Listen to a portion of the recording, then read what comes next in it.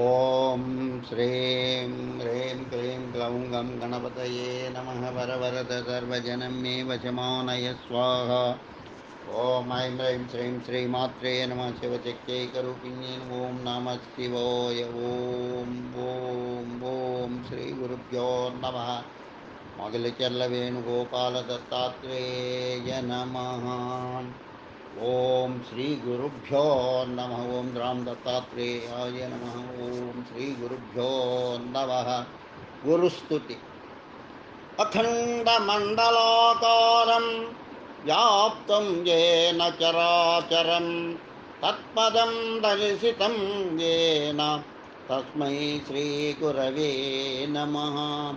అఖండమండలాకారం వ్యాప్తం येन చరాచరం తత్పదం దర్శితం येन తస్మై శ్రీ గురవే నమః.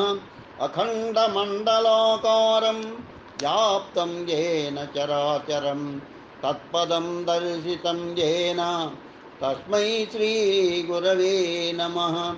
అఖండమండలాకారం వ్యాప్తం येन చరాచరం తత్పదం దర్శితం येन తస్మై శ్రీ గురవే నమః. అఖండమండలాకారం వ్యాప్తం येन చరాచరం తత్పదం దర్శితం येन తస్మై శ్రీ గురవే నమః. అఖండ మండలాకారం వ్యాప్తం येन చరాచరం తత్పదం దర్శితం येन తస్మై శ్రీ గురవే నమః.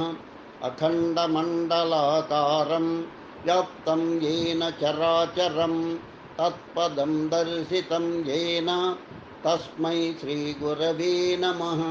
అఖండమండలాకారం వ్యాప్తం येन చరాచరం తత్పదం దర్శితం येन తస్మై శ్రీ గురవే నమః.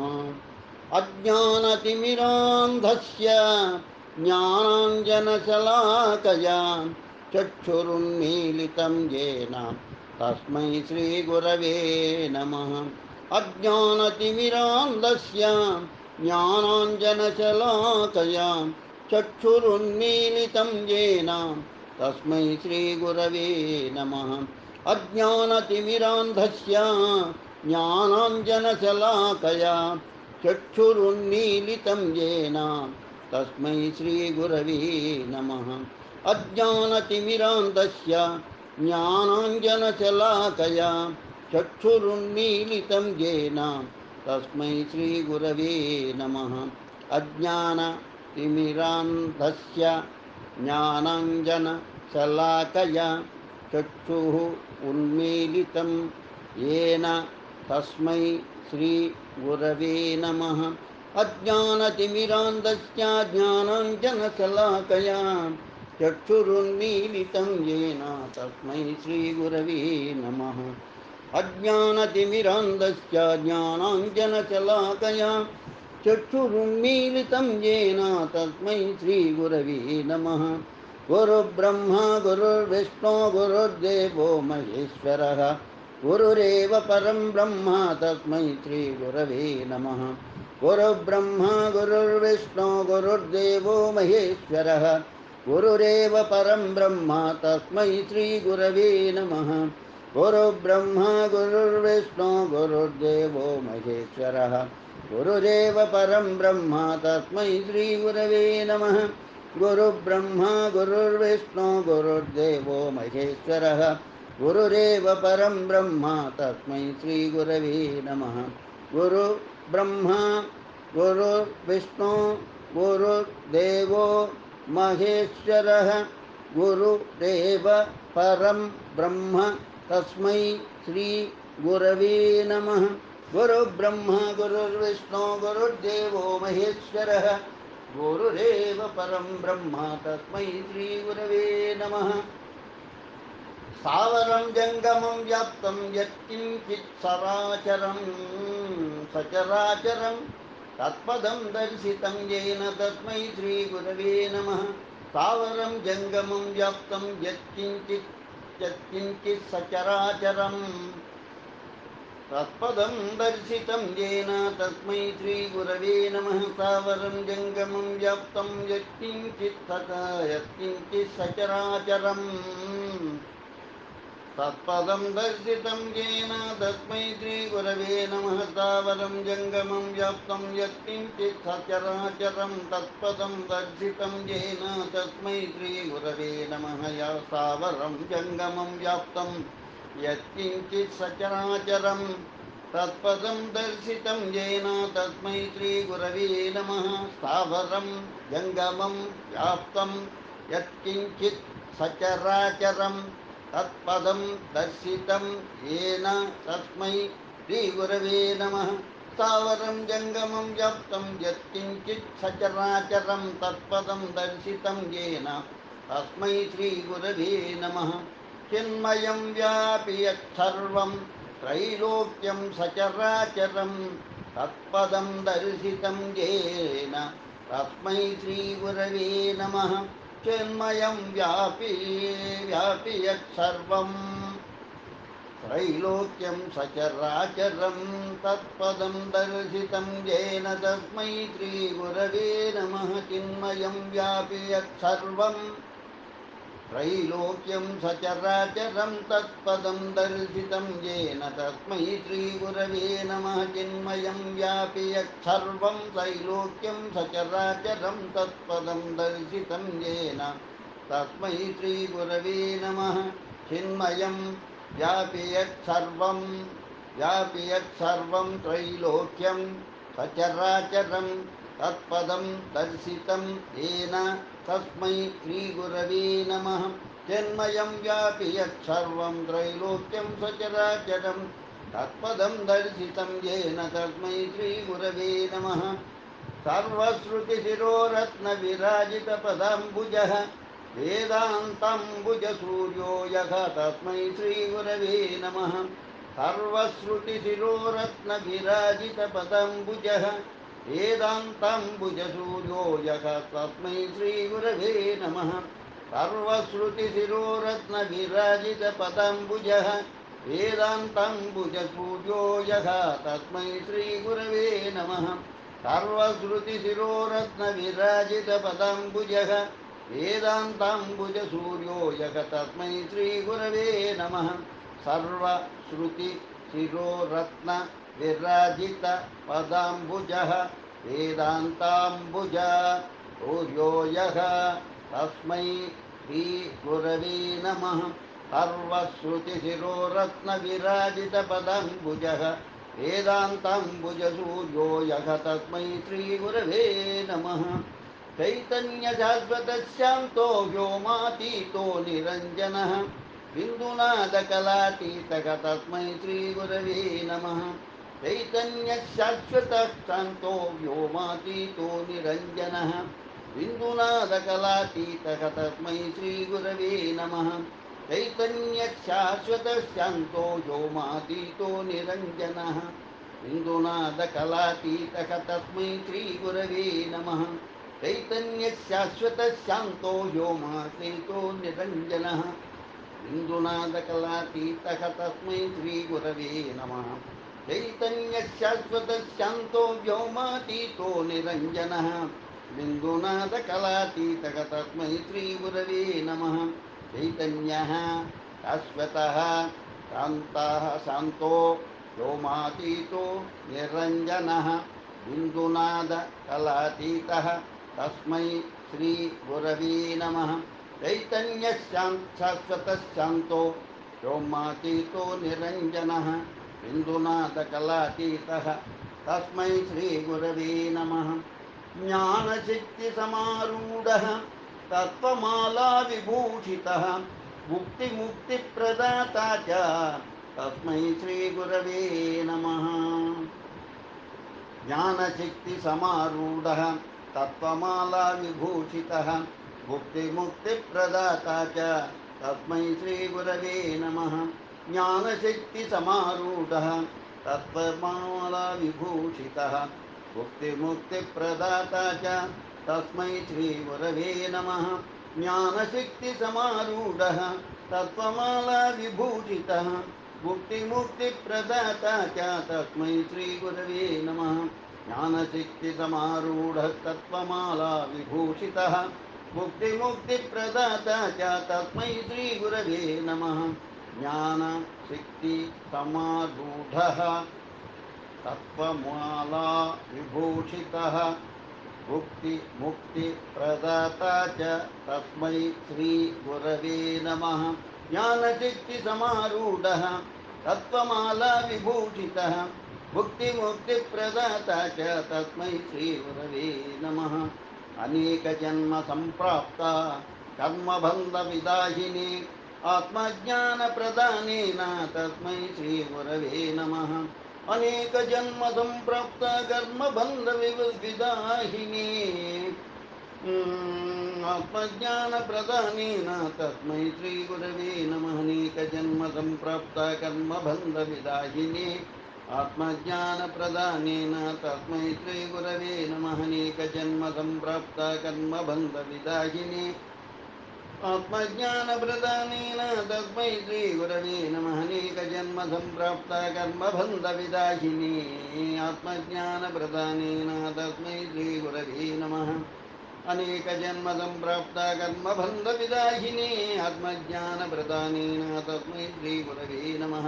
अनेकजन्मसम्प्राप्ता कर्मबन्धविदाहिने आत्मज्ञानप्रदानेन तस्मै श्रीगुरवे नमः।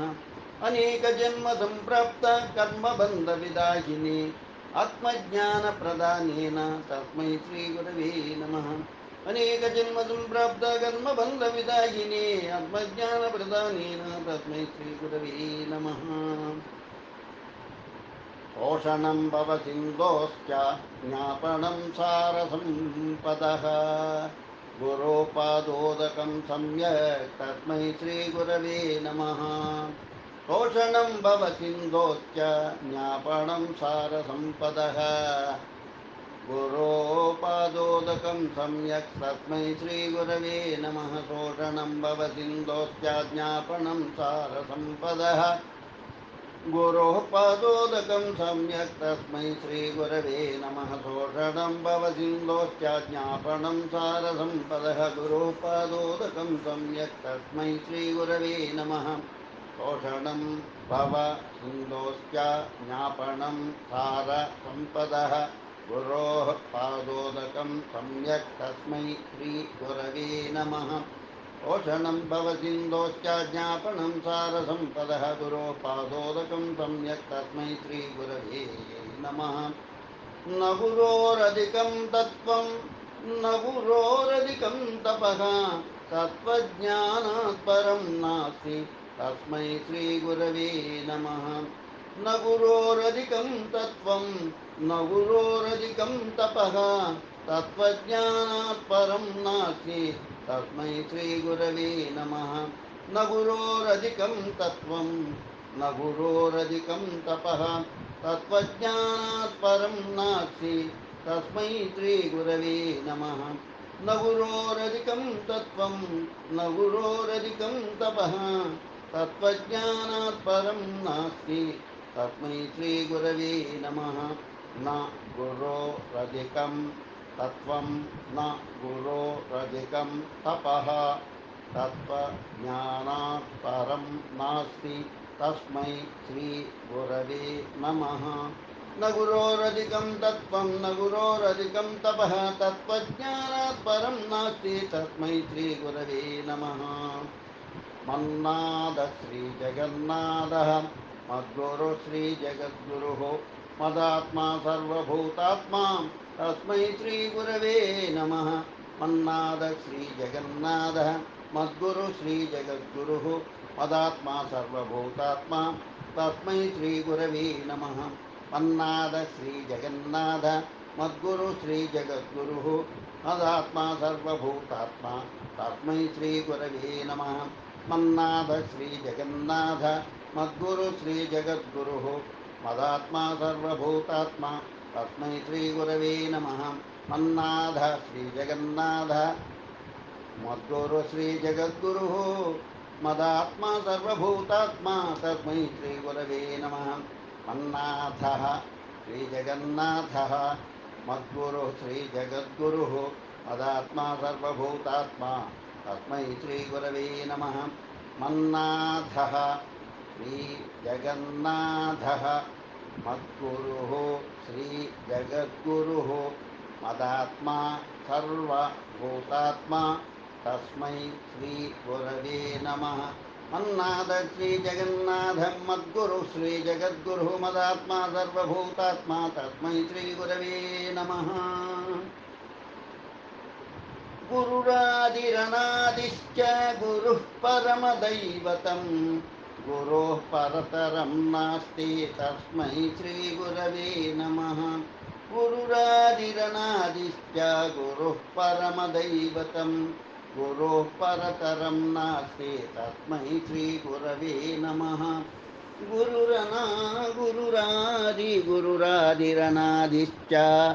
गुरुः परमदैवतं गुरोः परतरं नास्ति तस्मै श्रीगुरवे नमः। गुरुरादिरनादिश्च गुरुः परमदैवतं गुरोः परतरं नास्ति तस्मै श्रीगुरवे नमः। गुरुरादिरनादिश्च गुरुः परमदैवतं गुरोः परतरं नास्ति तस्मै श्रीगुरवे नमः। गुरुरादिरनादिश्च गुरुः परमदैवतं गुरोः परतरं नास्ति तस्मै श्रीगुरवे नमः। गुरुः आदि अनादिश्च गुरुः परमदैवतं गुरोः परतरं नास्ति तस्मै श्रीगुरवे नमः। गुरुरादिरनादिश्च गुरुः परमदैवतं गुरोः परतरं नास्ति तस्मै श्रीगुरवे नमः। ब्रह्मानन्दं परमसुखदं केवलं ज्ञानमूर्तिं द्वन्द्वातीतं गगनसदृशं तत्त्वमस्यादिलक्ष्यम् एकं नित्यं विमलमचलं सर्वदी साक्षिभूतं भावातीतं त्रिगुणरहितं सद्गुरुं तं नमामि। ब्रह्मानन्दं परमसुखदं केवलं ज्ञानमूर्तिं द्वन्द्वातीतं गगनसदृशं तत्त्वमस्यादिलक्ष्यम् एकं नित्यं विमलमचलं सर्वधी साक्षिभूतं भावातीतं त्रिगुणरहितं सद्गुरुं तं नमामि। ब्रह्मानन्दं परमसुखदं केवलं ज्ञानमूर्तिं द्वन्द्वातीतं गगनसदृशं तत्त्वमस्यादिलक्ष्यम् एकं नित्यं विमलमचलं सर्वधी साक्षीभूतं भावातीतं त्रिगुणरहितं सद्गुरुं तं नमामि। ब्रह्मानन्दं परमसुखदं केवलं ज्ञानमूर्तिं द्वन्द्वातीतं गगनसदृशं तत्त्वमस्यादिलक्ष्यम् एकं नित्यं विमलमचलं सर्वधी साक्षिभूतं भावातीतं त्रिगुणरहितं सद्गुरुं तं नमामि। ब्रह्मानन्दं परमसुखदं केवलं ज्ञानमूर्तिं द्वन्द्वातीतं गगनसदृशं तत्त्वम् अस्यादिलक्ष्यम् एकं नित्यं विमलम् अचलं सर्वधी साक्षीभूतं भावातीतं त्रिगुणरहितं सद्गुरुं तं नमामि। ब्रह्मानन्दं परमसुखदं केवलं ज्ञानमूर्तिं द्वन्द्वातीतं गगनसदृशं तत्त्वमस्यादिलक्ष्यम् एकं नित्यं विमलमचलं सर्वदी साक्षिभूतं भावातीतं त्रिगुणरहितं सद्गुरुं तं नमामि। ब्रह्मानन्दं परमसुखदं केवलं ज्ञानमूर्तिं द्वन्द्वातीतं गगनसदृशं तत्त्वमस्यादिलक्ष्यम् एकं नित्यं विमलमचलं सर्वधी साक्षिभूतं भावातीतं त्रिगुणरहितं सद्गुरुं तं नमामि। त्वमेव माता च पिता त्वमेव त्वमेव बन्धुश्च सखा त्वमेव त्वमेव विद्या द्रविणं त्वमेव त्वमेव सर्वं मम देवदेव। त्वमेव माता च पिता त्वमेव त्वमेव बन्धुश्च सखा त्वमेव त्वमेव विद्या द्रविणं त्वमेव त्वमेव सर्वं मम देवदेव। त्वमेव माता च पिता त्वमेव त्वमेव बन्धुश्च सखा त्वमेव त्वमेव विद्या द्रविणं त्वमेव त्वमेव सर्वं मम देवदेव त्वमेव माता च पिता त्वमेव त्वमेव बन्धुश्च सखा त्वमेव त्वमेव विद्या द्रविणं त्वमेव त्वमेव सर्वं मम देवदेव त्वमेव माता च पिता त्वमेव त्वमेव बन्धुश्च सखा त्वमेव त्वमेव विद्या द्रविणं त्वमेव त्वमेव सर्वं मम देवदेव त्वमेव माता च पिता त्वमेव त्वमेव बन्धुश्च सखा त्वमेव त्वमेव विद्या द्रविणं त्वमेव त्वमेव सर्वं मम देवदेव ॐ अखण्डमण्डलाकारं व्याप्तं येन चराचरं तत्पदं दर्शितं येन तस्मै श्रीगुरवे नमः ज्ञानतिमिरान्धस्य ज्ञानाञ्जनशलाकया चक्षुरुन्मीलितं येन तस्मै श्रीगुरवे नमः गुरुर्ब्रह्मा गुरुर्विष्णु गुरुर्देवो महेश्वर गुरुरेव परं ब्रह्म तस्मै श्रीगुरवे नमः सावरं जङ्गमं व्याप्तं यत्किञ्चित् सचराचरं तत्पदं दर्शितं येन तस्मै श्रीगुरवे नमः चिन्मयं व्यापि यत्सर्वं त्रैलोक्यं सचराचरं तत्पदं दर्शितं येन तस्मै श्रीगुरवे नमः सर्वश्रुतिशिरोरत्नविराजितवदम्बुज वेदान्ताम्बुज सूर्यो यः तस्मै श्रीगुरवे नमः चैतन्यशाश्वतशान्तो व्योमातीतो निरञ्जनः बिन्दुनादकलातीत तस्मै श्रीगुरवे नमः ज्ञानसिद्धिसमारूढः तत्त्वमाला विभूषितः भुक्तिमुक्तिप्रदाता च तस्मै श्रीगुरवे नमः अनेकजन्मसम्प्राप्ता कर्मबन्धविदाहिनी आत्मज्ञानप्रदानेन तस्मै श्रीगुरवे नमः शोषणं भवसिन्धोश्च ज्ञापनं सारसम्पदः गुरोपादोदकं सम्यक् तस्मै श्रीगुरवे नमः न गुरोरधिकं तत्त्वं न गुरोरधिकं तपः तत्त्वज्ञानात् परं नास्ति तस्मै श्रीगुरवे नमः मन्नाथ श्रीजगन्नाथ मद्गुरु श्रीजगद्गुरुः मदात्मा सर्वभूतात्मा तस्मै श्रीगुरवे नमः गुरुरादिरणादिश्च गुरुः परमदैवतं गुरोः परतरं नास्ति तस्मै श्रीगुरवे नमः ब्रह्मानन्दं परमसुखदं केवलं ज्ञानमूर्तिं द्वन्द्वातीतं गगनसदृशं तत्त्वमस्यादिलक्ष्यम् एकं नित्यं विमलवचलं सर्वदी साक्षिभूतं भावातीतं त्रिगुणरहितं सद्गुरुं तं नमामि त्वमेव माता च पिता त्वमेव बन्धुश्च सखा त्वमेव विद्या द्रविणं त्वमेव सर्वं मम देवदेव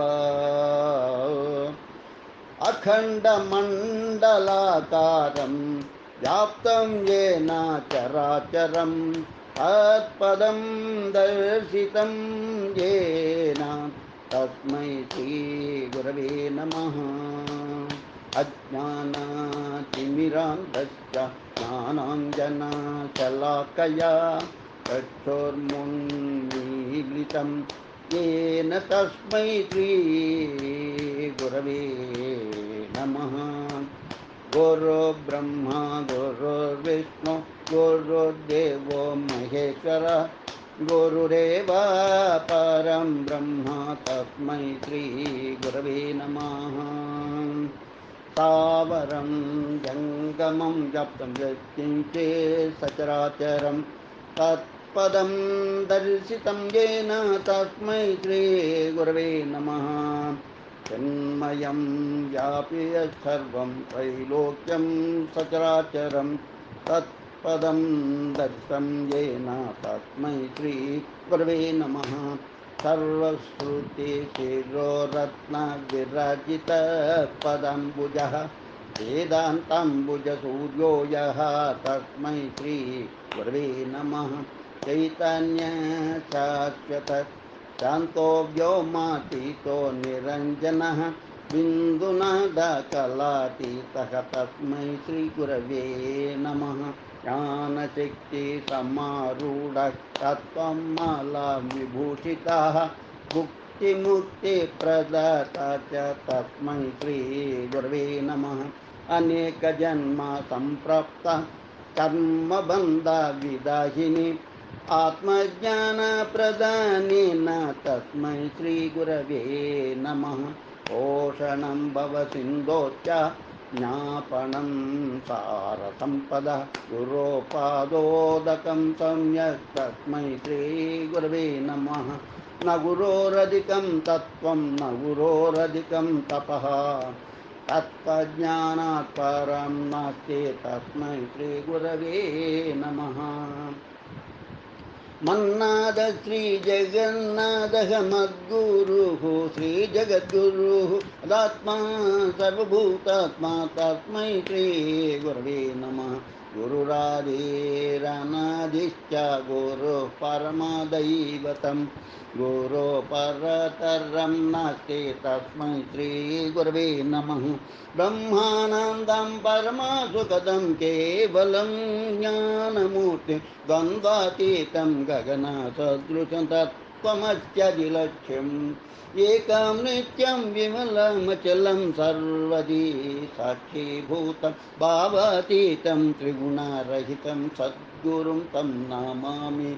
त्वमेव माता च पिता त्वमेव बन्धुश्च सखा त्वमेव विद्या द्रविडं त्वमेव सर्वं मम देवदेव। ॐ श्रीगुरुभ्यो नमः इति श्रीगुरुस्तुति सम्पूर्णम्। लोकाः समस्ताः सुखिनो भवन्तु लोकाः समस्ताः सुखिनो भवन्तु लोकाः समस्ताः सुखिनो भवन्तु। ओम शांति शांति शांति स्वस्ति।